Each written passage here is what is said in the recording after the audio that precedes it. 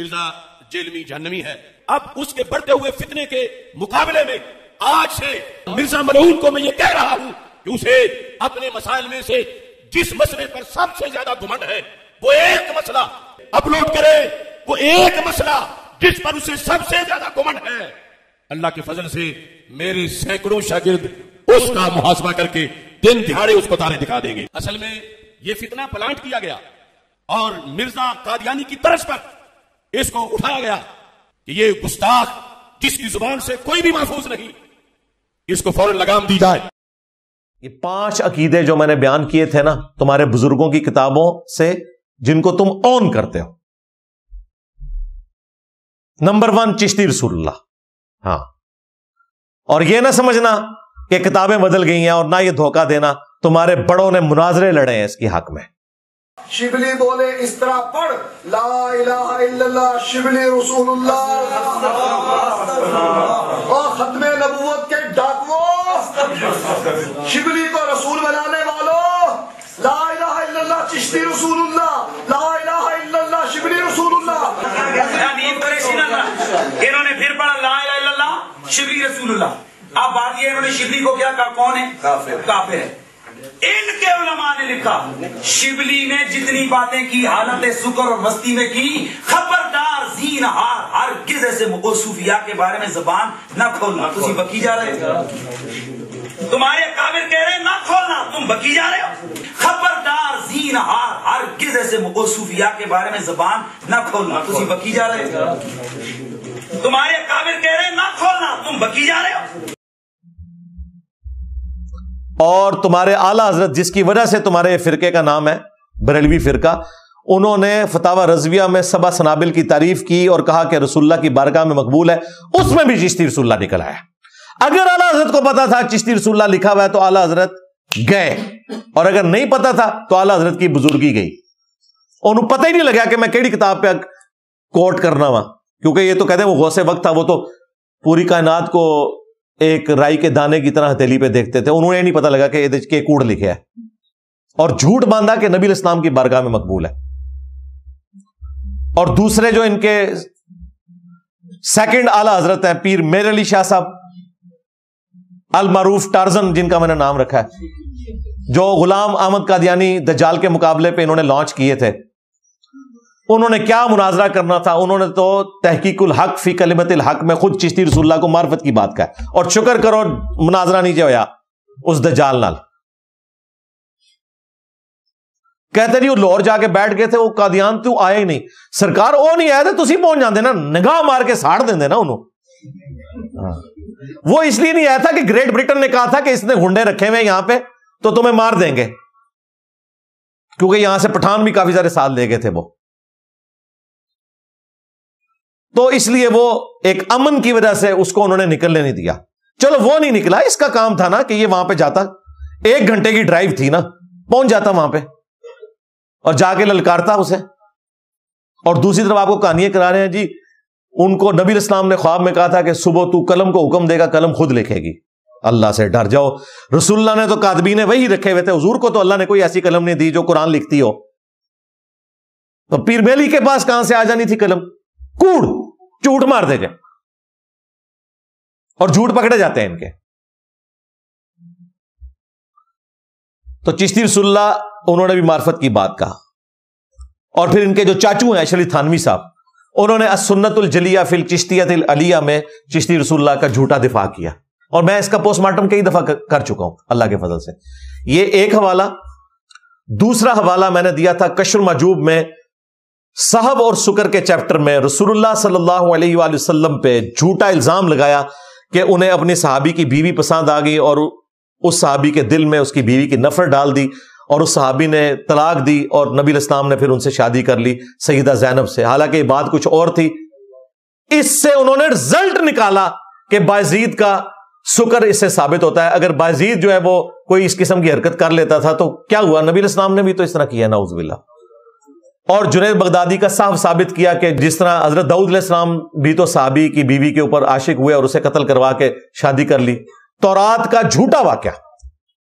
اور خود ان کے پیر کرم شاہ صاحب کہہ رہے ہیں یہ کافروں نے واقعات ہماری کتابوں میں داخل کیے ہیں، انہیں پتہ ہی نہیں چلا کافر کینوں کہتا ہے، کشف المحجوب لکھنے والے نے، اور کشف المحجوب کا مقدمہ خود لکھا۔ ضیاء القرآن پبلیکیشن میں تفسیر کے دوران سورہ الاحزاب کی آیت نمبر 37 کے کانٹیکسٹ میں لکھا یہ واقعہ کافروں نے داخل کیا، اور کشف المحجوب پرنٹ کرتے ہوئے اس کتاب کی تعریف کر دی۔ یہ ان کا علمی لیول ہے۔ دو حوالے ہو گئے۔ تیسرا حوالہ تذکرۃ الاولیاء میں ان کے فرید الدین عطار، جن کو منگولوں نے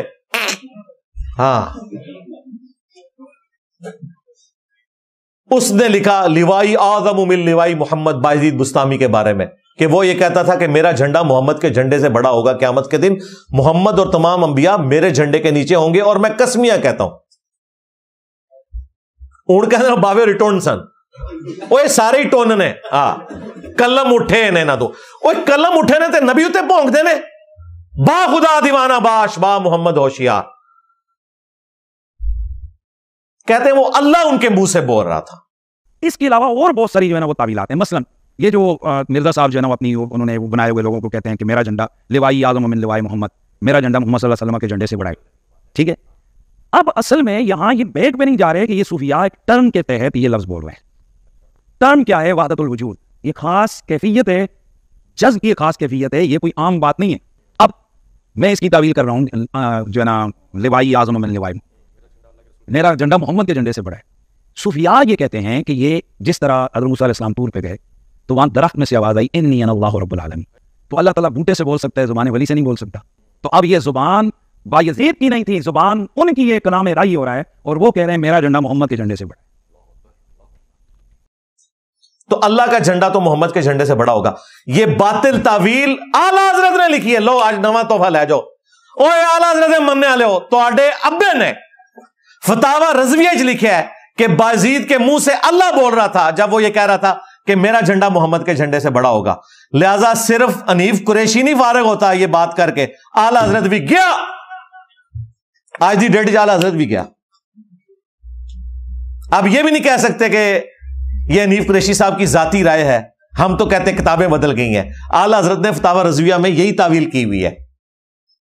وہ تو ہم نے دریافت کیا کہ جھنڈا ہوگا بایزید کا بھی، لیکن وہ ہوگا جو بخاری میں لکھا ہے کہ ہر خائن کے لیے ایک جھنڈا ہوگا، اور میدان محشر میں کہا جائے گا کہ اس خائن کے لیے جھنڈا ہے، لوگ دیکھ لیں اس نے خیانت کی ہے، تمہارے بابوں نے ہمارے نبی کے ساتھ خیانت کی ہے، اور دیکھو پھر اللہ تعالیٰ نے کیسا بدلہ لیا ہے، کڈی وڈی بلا تو اڈے ہوتے چھڑ دیتی ہے۔ میرا نبی سا ہے ہی کوئی نہیں، تیرے بابے تھے شاہ ہی کوئی نہیں۔ تینوں والے ہو گئے جی۔ چوتھا حوالہ تذکرۃ الاولیاء میں یہی بایزید کہتا ہے میں ہی عرش ہوں، میں ہی کرسی ہوں، میں ہی ابراہیم ہوں، میں ہی موسیٰ ہوں، میں ہی عیسیٰ ہوں، میں ہی محمد ہوں، نعوذ باللہ میں ہی حق ہوں، نعوذ باللہ۔ غلام احمد قادیانی دجال نے تو امتی نبی کہا تھا، نے انہیں ڈائریکٹ کیا کہ میں محمد ہوں، نعوذ باللہ۔ اور پانچواں حوالہ وہ کشف المحجوب اور تذکرۃ الاولیاء دونوں میں موجود ہے۔ امام ابو حنیفہ رحمۃ اللہ علیہ کی طرف انہوں نے ایک گستاخانہ خواب منسوب کیا کہ انہوں نے خواب میں دیکھا کہ نبی علیہ السلام کی قبر مبارک میں اترے ہیں اور ان کی ہڈیاں چن رہے ہیں اور بعض کو بعض سے الگ کر رہے ہیں، یہ الفاظ ہیں۔ وہ کہنا جی خواب پہ تو کوئی کنٹرول نہیں، اور میں بھی کہنا کوئی کنٹرول نہیں، اللہ دے بندے ہو تواڈے بابیاں نو نہ اپنے پیشاب ہوتے کوئی کنٹرول ہے، ٹھیک ہے، نہ منہ چو جو کٹ دے رہے ہیں تے کوئی کنٹرول ہے، کدے کہہ دے ہو کہ جی مجذوب ہو گئے نے، مجنون ہو گئے نے، انہوں پتہ ہے کوئی کنٹرول نہیں تو انہوں، لیکن اس کو تم شیطانی خواب کہو نا، رحمانی خواب کیوں کہہ رہے ہو؟ امام حنیفہ کا تو پتہ بھی نہیں ہوگا، ان کا کوئی لینا دینا نہیں، ان کی طرف منسوب کیا انہوں نے۔ کیا اللہ تعالی اپنے بندوں کو اپنے نبی کے بارے میں یہ خواب دکھائے گا کہ تم قبر سے اتر کے ان کی قبر مبارک میں اتر کے ہڈیاں سمیٹو؟ نعوذ باللہ۔ اور کوئی جھوٹا خواب کڑنا سی میرے کو پوچھ لے ہو، میں بھی بریلوی رہا، کہتے ہیں امام حنیفہ نے خواب میں دیکھا میں نبی علیہ السلام کے برتن جمع کر رہا ہوں، آپ کی لاٹھی، آپ کا کرتا مبارک، تو اس سے وہ سنتیں جمع کرنے کی ذمہ داری ان کے ذمہ لگی۔ یہ لادہ بات ہے کہ حدیث کی کوئی کتاب نہیں امام حنیفہ نے لکھی، جڑی ذمہ داری لگی سی وہ پوری بھی کوئی نہیں ہوئی۔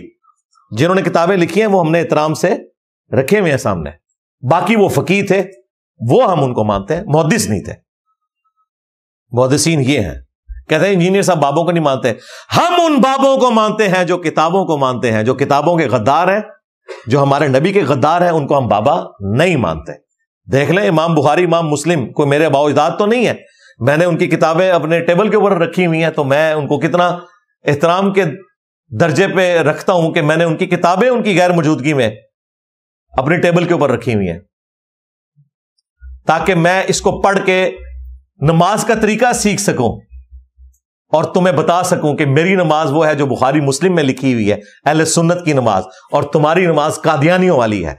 हनफी बरेलवी, हनफी देवबंदी, हनफी कादियानी, कादियानी फिक में हनफी हैं, बगैर रफुल यदैन के नमाज पढ़ते हैं। हम और हमारे स्टूडेंट अहले सुन्नत के मनहज पे हैं, जो बुखारी मुस्लिम में लिखा हुआ है उसके मुताबिक नमाज पढ़ते हैं, रुकू में जाते वक्त और रुकू से उठते वक्त रफुल यदैन, जो कि तुम्हारे गौसे पाक ने भी तरीका वही लिखा है, गुनियत तालिबीन में रुकू में जाते वक्त और रुकू से उठते वक्त रफुल यदैन। मेरा ख्याल है इतनी खुराक आज के लिए काफी है।